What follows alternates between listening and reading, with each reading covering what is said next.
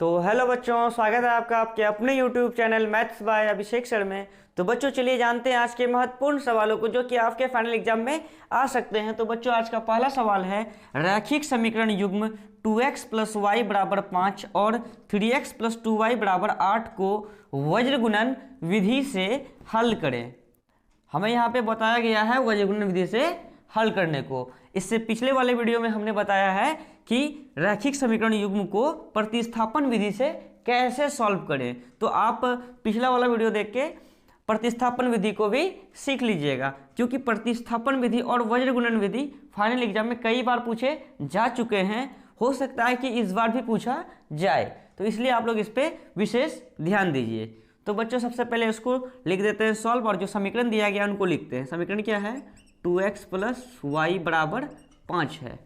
ठीक है, तो सबसे पहले हम लोग जान जाते हैं कि वज्र गुणन विधि का फॉर्मूला क्या होता है। तो वज्र गुणन विधि का फॉर्मूला होता है x बटे BC - BC बराबर y बटे CA - CA बराबर 1 बटे AB - AB। करना क्या है फिर? 12 21 सभी में लिख देना है। ठीक है, ये फार्मूला होता है वज्र गुणन विधि का।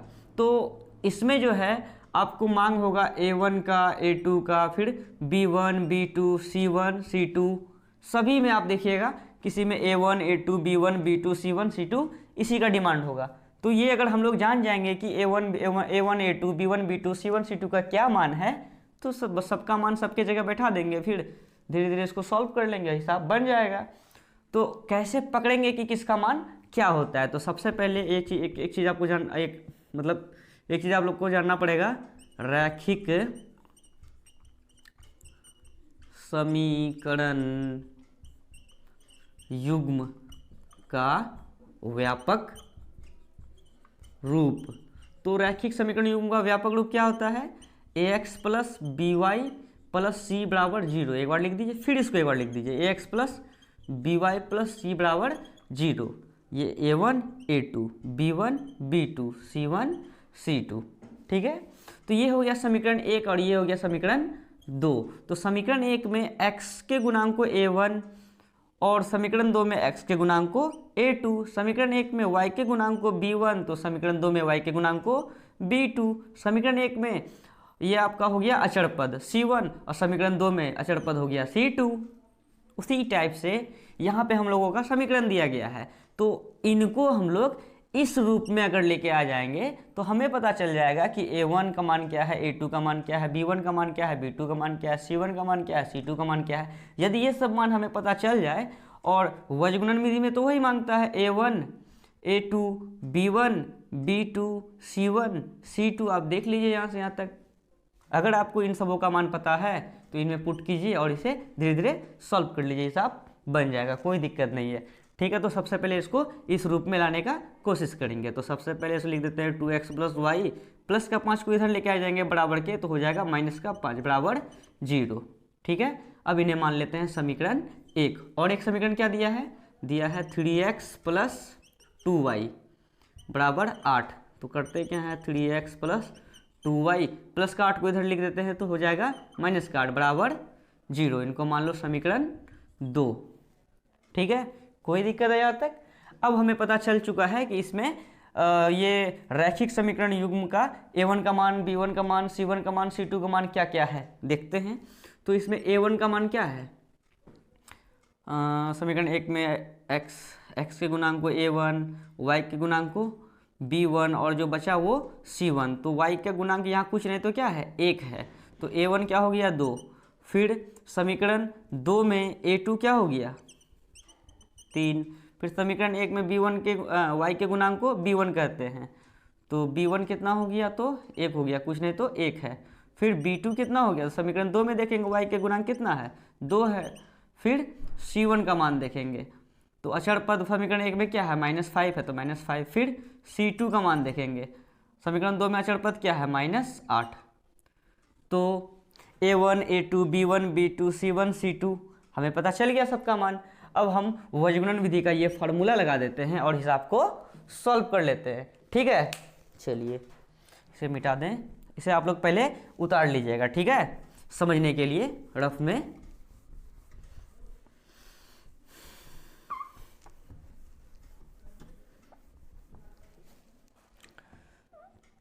चलिए अब हम लोग वज्र गुणन विधि का फॉर्मूला लगा देते हैं। तो यहाँ लिख देते हैं समीकरण 1 तथा 2 को वज्र गुणन विधि से हल करने पर, ठीक है। चलिए वज्र गुणन विधि का फॉर्मूला क्या होता है, x बट्टे B C minus B C बराबर वाई बट्टे सी ए माइनस सी ए बराबर 1 बट्टे A B minus A B. फिर क्या लिखेंगे 12 21, सॉरी यहाँ लिखना था, फिर 12 21, ठीक है। तो इन्हीं में हम लोग मान पुट कर देंगे इसी फार्मूले में और हमारा हिसाब बन जाएगा। तो यहाँ क्या है फार्मूला x, तो x लिख देना है, बट्टे लिख दिए। b1 का मान, तो b1 का मान क्या है, तो 1 है, तो 1 लिख दिए। बीच में b1 और c2 के बीच में कुछ नहीं क्या है, गुना है। फिर यहाँ b2 और c1 के बीच में भी यहाँ क्या है, कुछ नहीं तो गुना है।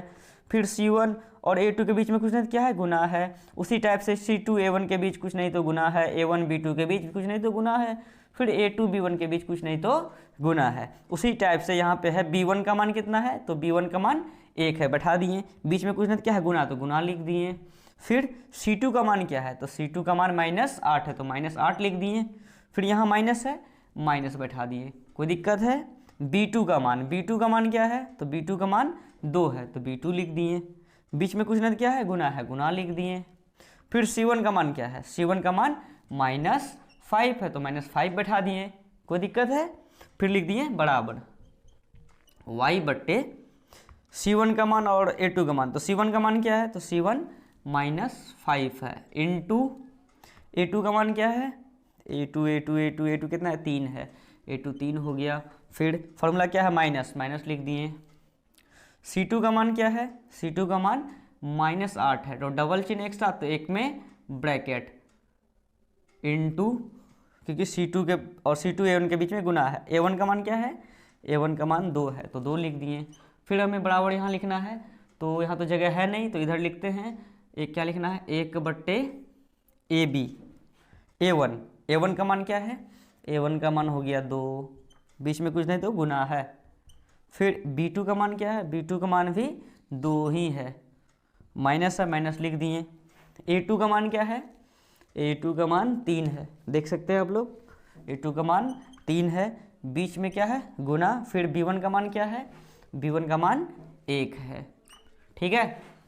यहाँ तक तो कोई दिक्कत नहीं होना चाहिए, मतलब जो जिसका मान था उनको वहाँ बैठा दिए हैं, ठीक है।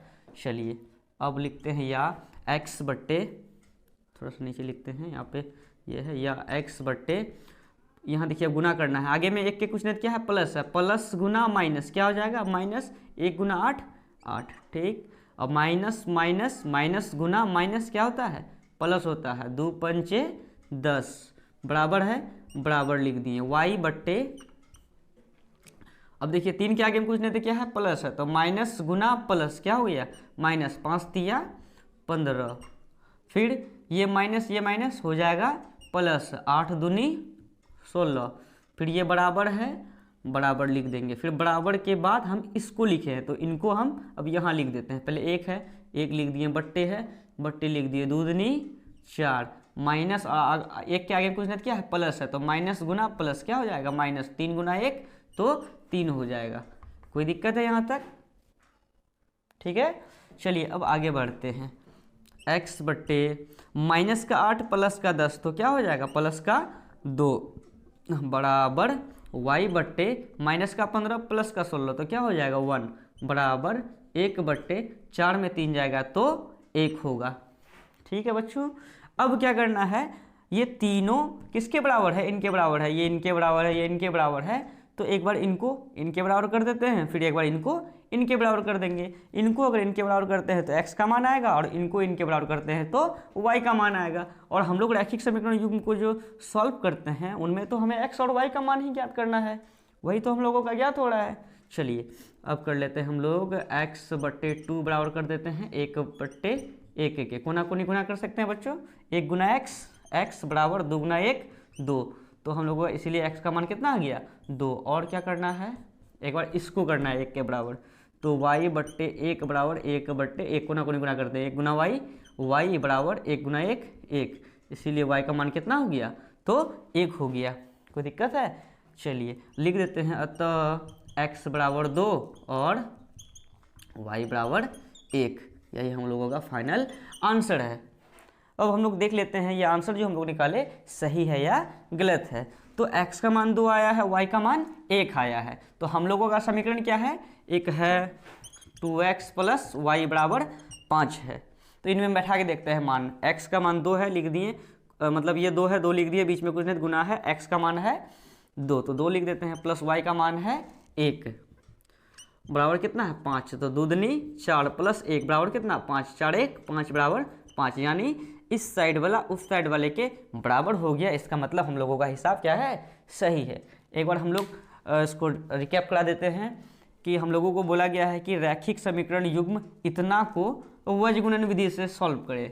ठीक है, तो सबसे पहले हम लोगों का जो समीकरण दिया गया था उनको लिख दिए, और प्लस के 5 था तो इसको इधर लेके आ गया तो माइनस का 5 हो गया, और जब इसको लेके आ गया तो इसके लिए क्या बचा 0, तो ये हो गया समीकरण 1। फिर उसी टाइप से दूसरा समीकरण को हम लोग यहाँ लिखे हैं और प्लस का 8 को इधर भेज दिए तो माइनस का 8 हो गया, तो इधर कुछ नहीं बचा तो 0 बचा, तो ये हो गया समीकरण 2। तो हम लोग x के गुणांक को a1 कहते थे समीकरण 1 में, और फिर समीकरण 2 में x के गुणांक को a2 कहते थे। फिर समीकरण 1 में y के गुणांक को a1 b1, इधर b2, ये c1 c2 सबका मान हम लोग लिख दिए, और समीकरण 1 तथा 2 को वज्रगुणन विधि से सॉल्व करने पर लिखकर वज्रगुणन विधि का फॉर्मूला लगा दिए, और जिनका जो मान होता था उनके जगह पे उनके मान को बैठा दिए, और धीरे धीरे इनको सॉल्व करते गए और हमारा x और y का मान ज्ञात हो गया। चलिए अब देखते हैं नेक्स्ट सवाल को। तो बच्चों दूसरा नंबर का सवाल कह रहा है कि अभाज्य गुणनखंड विधि द्वारा 8,9 और 25 का मौसौ यानी HCF और लौसौ यानी LCM ज्ञात करें। ठीक है, तो हमें अभाज्य गुणनखंड विधि का उपयोग करके 8, 9 और 25 का HCF और LCM ज्ञात करना है। तो सबसे पहले हम लोग 8 का अभाज्य गुणनखंड करके लिख देते हैं कितना होगा, फिर 9 का अभाज्य गुणनखंड करके कितना होगा, फिर 25 का अभाज्य गुणनखंड करके कितना होगा उनको लिख देंगे। तो चलिए 8 का करते हैं अभाज्य गुणनखंड। 8 का करेंगे 2 से 4 बार में, फिर 2 से 2 बार में, तो 2 से 1 बार में। तो इसका मतलब 8 का कितना हुआ 2 गुना 2 गुना 2। ठीक है, फिर 9 का करते हैं 3 से 3 बार में, 3 से 1 बार में, कितना हो गया इसका 3 गुना 3। फिर 25 का करते हैं अभाज्य गुणनखंड, ये रफ में करना है आप लोगों को। 25 का 5 से 5 बार में, फिर 5 से 1 बार में, तो इसका क्या हो गया 5 गुना 5 हो गया। ठीक है, चलिए हम लोगों को अभाज्य गुणनखंड विधि का उपयोग करके क्या निकालना है HCF और LCM। तो हम लोग अब HCF निकालते हैं। HCF जो है जो तीनों में हो, जैसे 8, 9, 25 के अभाज्य गुणनखंड में तीनों में क्या आ रहा है, यहाँ 2 है, यहाँ 2 आ रहा है क्या, यहाँ भी 2 आ रहा है क्या, नहीं आ रहा है। फिर यहाँ 3 है, इसमें भी 3 है क्या, मतलब कहीं पर भी ये तीनों में सेम चीज़ नहीं आ रहा है। ठीक है, जो तीनों में आता है उसे HCF कहते हैं। यदि अगर आता ही नहीं हो कोई चीज़ तो उसके लिए क्या है 1 है, क्योंकि यहाँ पर भी गुना 1 लिख सकते हैं, यहाँ पर भी गुना 1 लिख सकते हैं, यहाँ पर भी गुना 1 लिख सकते हैं। इसका मतलब तीनों में क्या आया, तीनों में 1 आया, तो इसका मतलब HCF कितना हो गया 1 हो गया। HCF का मतलब है तीनों में आना चाहिए। ठीक है, अब हम लोग LCM निकालते हैं। तो LCM में क्या होता है कि जो तीनों में कॉमन है वो भी, और जो कॉमन नहीं है उनको भी लिखना है। तो जैसे 2 2 ये 2 और 2 ये 2 कॉमन तो है नहीं, तो 2 गुना 2 गुना 2 लिख दिए। फिर ये 3 3 भी नहीं है तो 3 गुना 3 भी लिख दिए। 5 5 भी नहीं है, 5 गुना 5 लिख दिए। अगर होता तो भी लिखते और नहीं होता तो भी लिखते। LCM में यानी तीनों में अगर जो संख्या होता उनको लिखते और जो नहीं भी होता उनको लिखते, मगर HCF में क्या है जो तीनों में हो उन्हीं को लिखेंगे। ठीक है, चलिए HCF तो 1 हो गया। अब LCM देखते हैं कितना होता है। 1 गुना 2 2 हो जाएगा, 2 दूनी 4 दूनी 8 तिया 24, और उसके बाद 25 25 दिया 75, 24 गुना 75 कर लेते हैं तो 5 चौके 20 के 0 हासिल 2, 5 दूनी 10 2 12 1 1 कटिंग 7 चौके 28 का हासिल 2, 7 दूनी 14 2 16 तो 0 8 10 के 0 हासिल 1 7 1 8 6 1 7 1 8 1800 हो गया। तो इनका एलसीएम कितना हो गया? तो 1800 हो गया। चलिए अब देखते हैं नेक्स्ट सवाल को। तो तीसरा नंबर का सवाल कह रहा है बच्चों कि बहुपद x² - 3 का शून्य ज्ञात करें तथा शून्यकों और गुणांकों के बीच संबंध की सत्यता की जांच भी करें। मतलब हमें इस बहुपद का शून्य ज्ञात करना है, शून्य ज्ञात करने के बाद शून्यकों और गुणांकों के बीच संबंध की सत्यता की जांच भी करना है। इसलिए इससे पिछले वाले वीडियो पे भी हमने इस टाइप का सवाल एक बनाया है, आप उन्हें भी वॉच कर लीजिएगा तो ज़्यादा समझ में आएंगे। तो चलिए देखते हैं अभी से कैसे सॉल्व करेंगे। तो सबसे पहले लिख देंगे x² - 3, इनका शून्य ज्ञात करना है। ये इस टाइप से नहीं है x² + 5x + 10, इस टाइप का नहीं है कि फर्स्ट और लास्ट को गुना करेंगे, बीच में जो है उनको लाने का कोशिश करेंगे, इस टाइप का हिसाब ये नहीं है। तो इन्हें कैसे बनाएंगे? तो एक बात आप लोग जान जाइए कि स्क्वायर और रूट कटता है। जैसे कि हम लिख देंगे √x², तो ये स्क्वायर और ये रूट आपस में कट जाते हैं, क्योंकि जैसे कि √x है, √x लिखिए या x⁻1/2 लिखिए, ये बोलिए या x⁻1/2 बोलिए, ये दोनों बातें एक ही हैं, कोई दिक्कत नहीं है। जैसे कि √3 है, √3 बोलिए या 3/1/2 बोलिए, कोई दिक्कत नहीं है, ठीक है। उसी टाइप से जैसे √x का स्क्वायर है, चलिए एक फार्मूला बताते हैं तब इसके बारे में बात करेंगे। एक फार्मूला क्या होता है कि a/m/n, यानी पावर पे अगर पावर हो तो ये दोनों आपस में क्या हो जाते हैं? गुना हो जाते हैं। सबसे पहले इस a को बाहर लिख देंगे, फिर m गुना n कर देंगे, मतलब पावर पे पावर रहता है, एक दूसरे को गुना करते हैं। उसी टाइप से जैसे कि √x है, अभी हमने बताया कि √x लिखिए या x⁻1/2 लिखिए, तो √x के जगह हम लोग लिख सकते हैं x⁻1/2, फिर ब्रैकेट लगा के यहाँ क्या है 2 है तो 2 लिख दिए। अब देखिए क्या यह जो है इस टाइप का नहीं लग रहा है? a के स्थान पे x है, m के स्थान पे 1/2 है, फिर ब्रैकेट भी है, फिर n के स्थान पे 2 है। तो इसका फॉर्मूला क्या था? बराबर इस a को बाहर लिखे थे, उसी टाइप से इस x को बाहर लिखेंगे, फिर क्या है 1/2 को लिख देंगे, फिर क्या था गुना लिख देंगे। और यह जैसे कि m था m लिखे, गुना n था n लिखे, उसी टाइप से m के जगह में 1/2 है तो 1/2 लिख दिए, इंटू n के जगह में n था तो n लिखे, n के जगह में 2 है तो 2 लिखेंगे। ये 2 और ये 2 कट जाएगा, क्या बचा x⁻1 का मतलब x ही, इसीलिए हम लोगों ने कहा कि ये स्क्वायर और ये रूट कट जाता है, तो बचता क्या है? ओनली x ही बचता है। तो ये हमने आपको एक समझाया कि कैसे कटता है, उतना करना नहीं है। जैसे कि हम बोल देंगे √3 का स्क्वायर बोल देंगे, ये स्क्वायर और ये रूट कट जाता है, कोई फर्क पड़ने वाला नहीं है। और ये कैसे करता है अभी बताएं, जैसे कि इसमें भी देख लेते हैं, 3 को लिख सकते हैं, √3 को लिख सकते हैं 3/1/2 ब्रैकेट लगा के, फिर ये बाहर में 2 है तो लिख देंगे 3, फिर ये 1/2 गुना यहाँ का 2 2 2 खत्म हो गया, 3/1 मतलब 3 ही। इसका मतलब √3 का स्क्वायर 3 ही होता है, रूट और स्क्वायर कटता है, बोल देंगे √z का स्क्वायर, तो ये स्क्वायर और ये रूट कट जाएगा, क्या बचा? तो z बचा, ठीक है। तो इसका यहाँ काम पड़ने वाला है, इसीलिए हम इधर इस चीज़ का बात किए हैं। इसको मिटा देते हैं, आप लोग इनको उतार लीजिएगा मिटाने से पहले। तो देखिए इनको करना क्या, जैसे x² है, माइनस माइनस लिख दिए। अब जैसे 3 है, √3 का स्क्वायर क्या होता है बच्चों? तो 3 होता है, नहीं होता है, क्योंकि ये और ये कट जाता है, तो क्या बचा? 3 ही बचा। तो इसका मतलब 3 के जगह में हम लोग √3 का स्क्वायर लिख सकते हैं। ऐसा क्यों किए हैं अभी समझ में आ जाएगा। अभी ये समझिए कि 3 के जगह में √3 का स्क्वायर लिख सकते हैं, ऐसा क्यों किए देखिए। अब यहाँ देखिए कैसा, ऐसा फॉर्मूला नहीं लग रहा है a² - b² का, क्योंकि इसका फॉर्मूला होता है a + b bracket into a - b, a² - b² का ये फार्मूला होता है। इसी फार्मूले पे हम लोग इनको भी बैठा देंगे। देखिए यहाँ x² - √3 का स्क्वायर है, यानी a के स्थान पर x का स्क्वायर है माइनस b के स्थान पर √3 का स्क्वायर है। तो a² - b² का फॉर्मूला क्या पढ़े थे? यही पढ़े हैं, a + b into a - b। तो a के जगह में क्या है? तो x है, तो x + बी के जगह में क्या है √3, तो √3 x plus B into x minus B, x के जगह में एक्स माइनस बी के जगह में √3, यानी ए प्लस बी इंटू ए माइनस बी। जिस तरह से ए स्क्वायर माइनस बी स्क्वायर था, ए अब प्लस यहाँ का बी, फिर ब्रैकेट, फिर ए यहाँ का माइनस, फिर ये बी, उसी टाइप से एक्स स्क्वायर माइनस √3 का स्क्वायर है, तो ए एक्स हो गया प्लस बी क्या हो गया √3 इंटू, फिर ब्रैकेट लगा दिए, ए के जगह में एक्स माइनस √3, ए प्लस बी इंटू ए माइनस बी के फॉर्मूले में ये बैठ गया। तो इनको लिख सकते हैं x plus √3 into x minus √3। ठीक है, कोई दिक्कत है?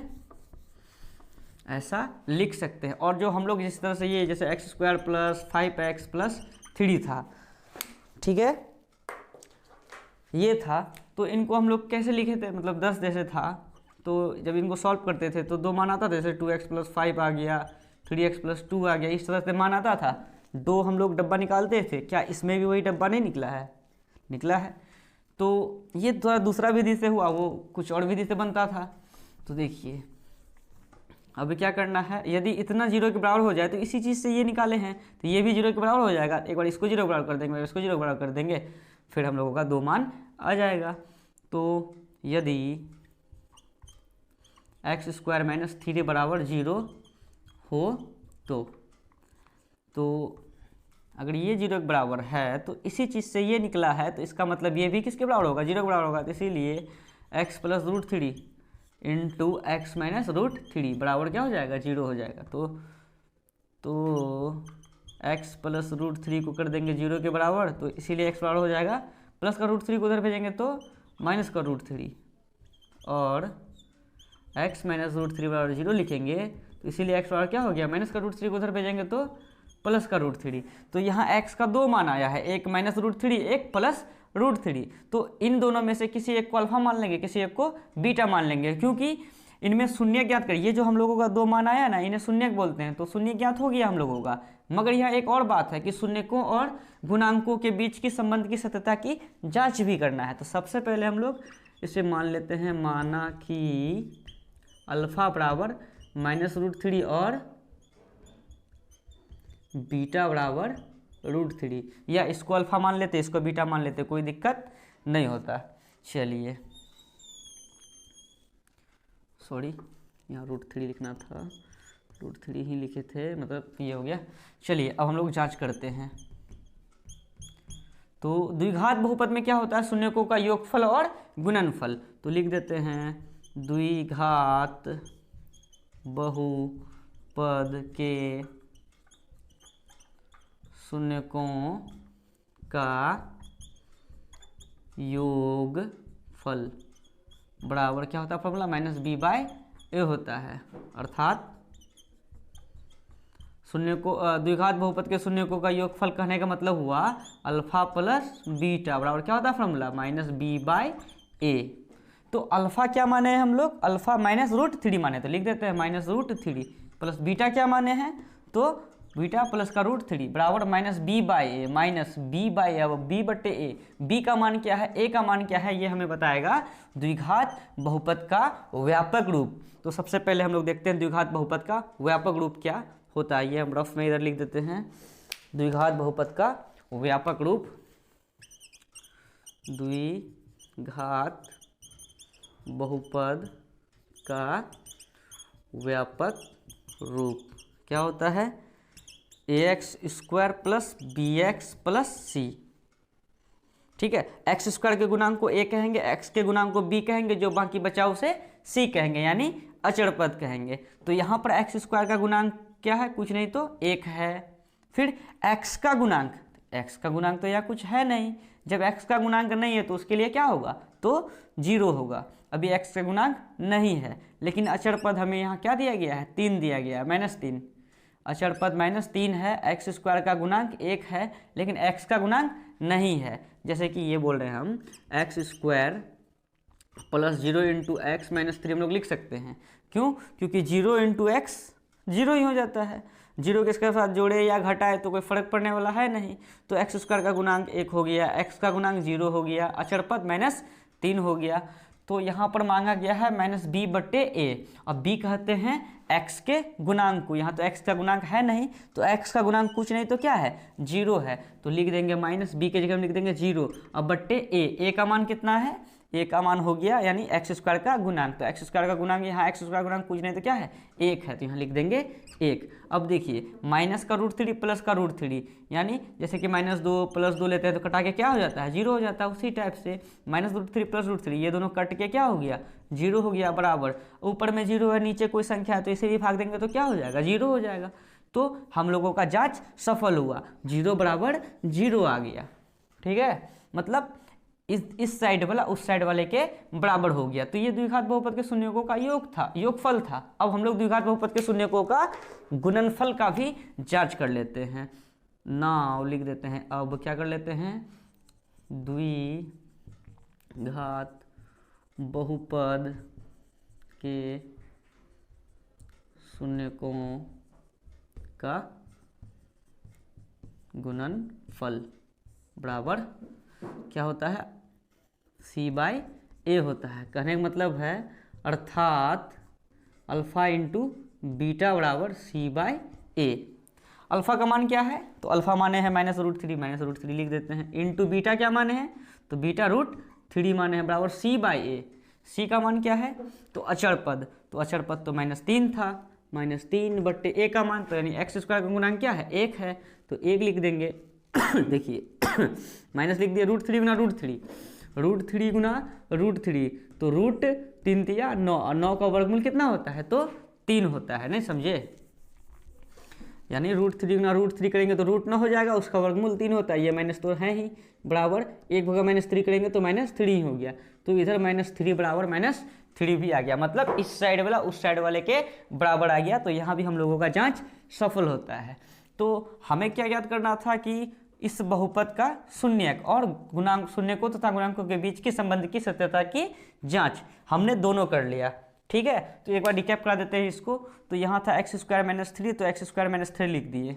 हमें क्या ज्ञात करना था शून्यक, तो देखिए x² को x² लिख दिया, माइनस को माइनस लिख दिए, और 3 को हम लोग लिख दिए √3 का स्क्वायर। इसलिए लिखे थे √3 का स्क्वायर क्योंकि यहाँ फार्मूला लग जाए और 2 गुणनखंड हम लोगों का आ जाए, और जब 2 गुणनखंड आ जाएगा, एक बार इसको 0 के बराबर कर देंगे, फिर एक बार इसको 0 के बराबर कर देंगे, वह जो 2 मान आएगा, एक को अल्फा मान लेंगे, एक को बीटा मान लेंगे, वो जो 2 मान आया ना, तो वही 2 शून्यक कहलाएगा। तो हमारा मतलब अगर सिर्फ अगर ये बोलता है कि इतना का मतलब x² -3 का शून्यक ज्ञात करें, तो हम लोग यहीं तक में सीमित हो जाते, मगर बोला है कि शून्यकों तथा गुणांकों के बीच के संबंध की सत्यता की जांच भी करना है, तो इसीलिए थोड़ा सा हम लोग इधर भी किए हैं।